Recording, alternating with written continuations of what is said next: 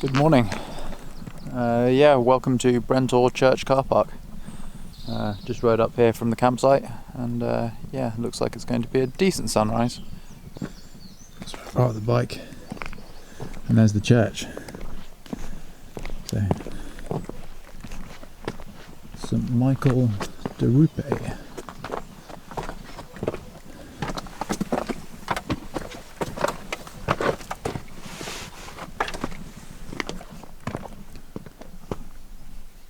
That's Brentor Church, or St Michael's,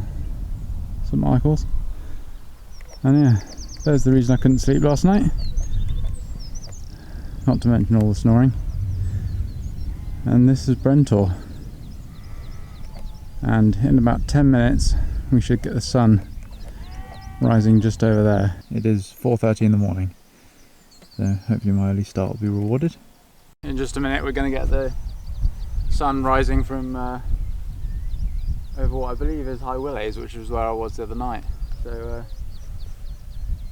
because we're up in the north of Dartmoor, and that's got the Haytor up there, so we'll get the sun rising over Haytor, and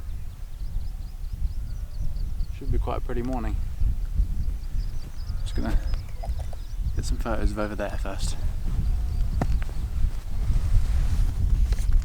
So this place is without a doubt super inspiring, even on a morning like this, where there's not too much to play with. Got Haytor in the background there, the sun's just about to rise.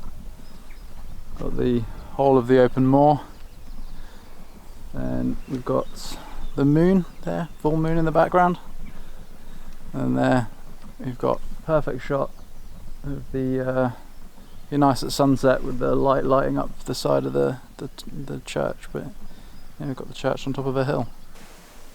See the little dude nesting in there. Poking his head out. So here we are inside the church, which actually has a really interesting story behind it. The church is the fourth smallest parish church in the UK and is possibly the highest working church in England. The original church was built by Robert Giffard in approximately the year 1130. Robert's father had come over to England with William the Conqueror. There is a tradition that tells of a wealthy merchant, named by other sources as Giffard, that vows in the midst of a storm to build a church on the highest land he finds. It is probable, as the site of the church is on the highest land visible from Plymouth Sound. With the strawberry moon starting to set and the June sun rising, it was time to get underway. I'm heading up to Great Staple Tor, which is the next viewpoint on our list this morning. The sun's still pretty low, so we're still getting some nice side lighting. So my one complaint about the guidebook, from my previous video, is it doesn't really tell you where to go once you arrive at the car park. Like, how do I get to Staple Tor? Like, which is Staple Tor? Is it that one? Is it that one? Is it that one behind me? Like, I don't know. A quick pause here from future Jonah. The mistake I made was parking here. I parked outside the inn and walked up here along this track and then up what are mostly sheep tracks. I did spot this little guy though. But what you want to do is park at Pork Hill car park. This, as you can sort of see in the satellite image, has much better pathways and much easier time walking to Great Staple Tor. So yeah, my recommendation is park in Pork Hill car park and not outside the inn. Even though the inn looks closer, it's a much more challenging walk. Fortunately Google Maps knows, and it's that one. That's Great Staple Tor behind us. Or at least there is Great Staple Tor behind that tor. It's in that direction anyway. So you know we love wild camp spots on this channel. Well, here's another perfect one. We're at the top of Great Staple Tor. Yeah, we've got flat ground, shelter from the surrounding rocks, fairly free of sheep. Flat ground on the moors is pretty hard to find, so when you find it, it's worth bookmarking. But yeah, Great Staple Tor. Top of that in a nice little alcove. I'll show you what kind of view you get in the morning. Look at that. They're not far from Princetown, but perfect wild camp spot. The only problem is it's a bit of a hike from the road. Good wild camp spots are often far from any road, but as you can see, it's a fair old hike up here. But wild camp spots like this are hard to find.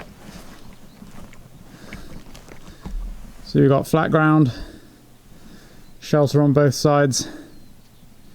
Can't get much better than that.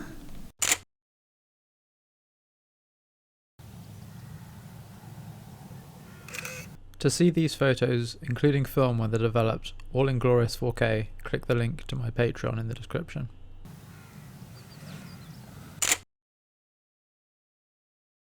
Where I've just taken this shot from is the perfect place to bring a tripod and shoot some either late evening or early morning stuff, depending on when the sun's rising and when the sun's facing the right direction. So I'll have a look on Photographers Ephemeris and find out when's the best time to come back.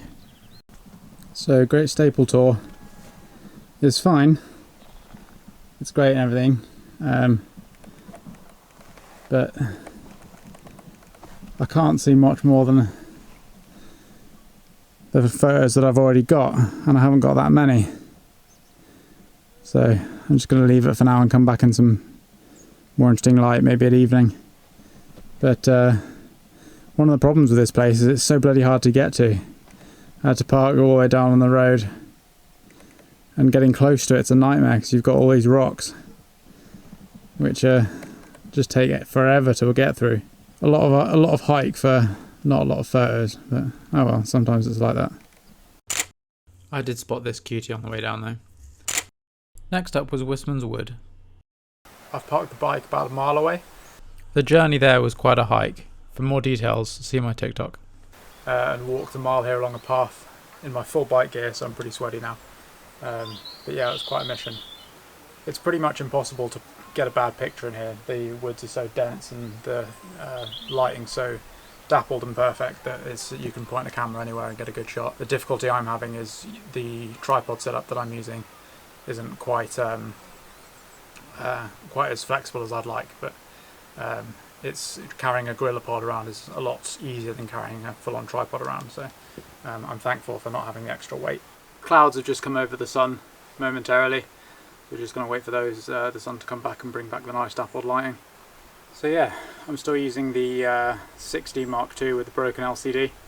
I could use my film camera, and I have been using it for some stuff, but the film camera still has the Peak Design capture clip on it, and I don't have a Peak Design tripod. I've got a Joby Gorilla Pod with me. After the problems that I've had with the digital camera setup lately, I'm thinking when I go to Ireland, I might just take the 650 film body that I have that cost me £50 off eBay. I might just take that because it's simple, durable.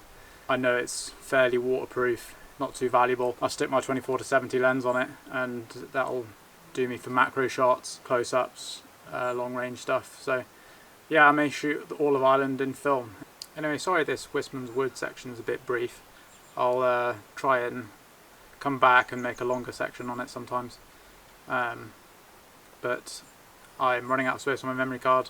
I can't delete anything because my LCD is broken. So this will have to do. Or so I thought. The aforementioned book recommended checking out a tour to the north of the wood.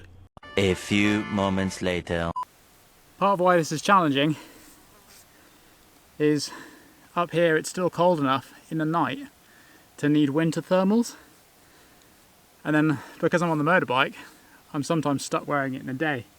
And I find myself in a situation like that, where I need to climb up a massive hill through basically a forest in winter thermals in 22 degree heat.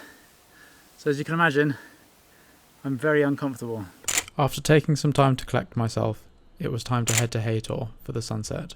But so as I was hunting for the perfect angle, this has just happened, so I'm not getting any photos of the rocks this evening. I've decided to walk away from the crowds because they are driving me crazy. I've been in the wilderness too long. After a bit of grumbling and some stumbling around. So there we go, I found my Haytor shot. Far away from any crowds. And yeah, nice view to watch the sun go down.